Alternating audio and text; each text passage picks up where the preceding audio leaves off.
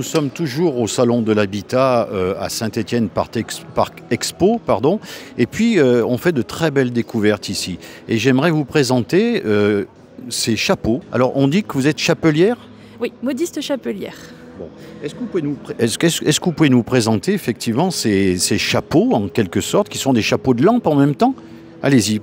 Alors, oui, ce sont des chapeaux cloches qui m'ont été donnés par des amis qui avaient acheté une boulangerie et qui avaient ces chapeaux dans leur boulangerie. Et donc au lieu de les jeter, ils me les ont donnés. Et l'idée, c'était de pouvoir les mettre en valeur. Donc on a réadapté une structure de paravent avec un jeu d'électronique à l'intérieur pour pouvoir faire cette enfilade de chapeaux qu'on puisse faire un... Alors déjà c'est bien, c'est de la récupération, mais effectivement c'est extraordinaire parce que des chapeaux de ce type-là, on n'en voit plus beaucoup. Les femmes, vous n'en portez pas beaucoup. Alors oui, c'est exact, on en porte de moins en moins et c'est une idée en fait qu'on peut donner aussi aux visiteurs qui viennent en leur disant vous avez peut-être plus l'utilité de vos chapeaux, pourquoi pas les réutiliser en tant qu'objet décoratif et pourquoi pas des lampes. Alors dites-moi, c'est pas un petit peu dangereux quand même, parce que si ça chauffe, ça risque de prendre feu, non? Alors non, justement, ces chapeaux-là sont en feutre, donc le feutre est non-feu, ce qui permet effectivement qu'on a des lampes qui sont déjà de moins en moins, on va dire, qui chauffent, donc avec les lampes LED, et donc il n'y a aucun risque là-dessus, même si on utilise des chapeaux en paille.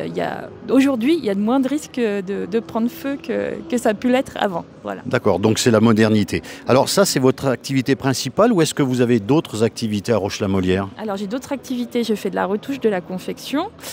Je donne aussi des ateliers couture au château de Roche, voilà, aux ateliers culturels. Et je donne des cours de couture. Alors, cours de couture, effectivement, on voit qu'ici, il y a quatre machines à coudre. Donc, ces ateliers, ils s'adressent à qui? Alors, à toute personne qui a envie de faire de la couture, tout simplement. Je m'adapte à tous les niveaux. En fait, là, pour le coup, pour ici, en tout cas, l'idée, c'était de faire des petits ateliers où on va fabriquer des petites choses qu'on peut faire aussi à la maison, qu'on peut réadapter en faisant plus grand, plus petit, et en utilisant des tissus et des matériaux qu'on a à la maison. Alors, ceci, c'est des petites bouillottes sèches. Donc, en fait, on a une petite housse remplie de graines de riz. Alors, ça peut être des noyaux de cerise ou des petites graines diverses et variées, mais qui peuvent chauffer et garder la chaleur. Et puis l'idée, c'est de faire une petite housse qui nous plaît et mettre tout ça dans les petits sachets. Donc ça peut se glisser dans une poche quand on a les mains froides l'hiver, par exemple. Et on peut le faire plus grand pour adapter pour les douleurs de ventre, les cervicales, mais tout en gardant des choses qu'on a à la maison.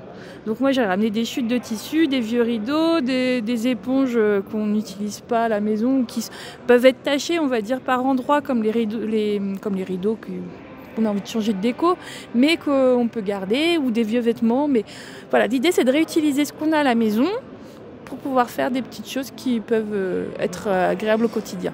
Et alors, votre entreprise, je le vois, et Thierry le montre, s'appelle l'Inconnu Connu. Qu'est-ce que c'est que cette chose-là? Alors, c'est une idée d'une adolescente de 14 ans qui a trouvé ce nom assez original et fan des inconnus en même temps, donc ça aide un peu. Voilà, fan des inconnus, voilà l'explication. Voilà, il y a toujours il y a quelque chose, un rapport. Justement, pour vous connaître l'inconnu, comment on fait? Alors, on peut aller sur les réseaux sociaux, donc Facebook, là où vous pouvez me voir aujourd'hui. J'ai ma page L'Inconnu Connu. J'ai aussi Instagram où c'est l'Inconnu Connu Antoinette, où vous pouvez retrouver un petit peu mon actualité, les différentes choses que je peux faire. Voilà. Donc vous pouvez nous donner une petite adresse et puis vos coordonnées pour savoir, pour vous retrouver?